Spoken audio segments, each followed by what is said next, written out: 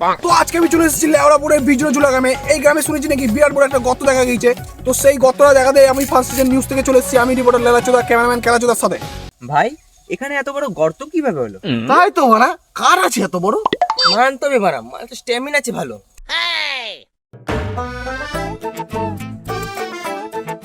বলছি দাদা, এখানে এত বড় গর্ত কিভাবে হলো? আরে দাদা কি আর বলবো, কালকে রাতে আমি আকাশ থেকে এই বড় একটা ইউএফও নামতে দেখেছিলাম।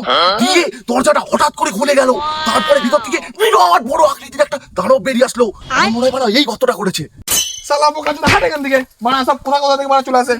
তো আপনারা দেখতে পাচ্ছেন এই গর্তটা কিভাবে হলো, এখানকার কেউ বলতে পারছে না।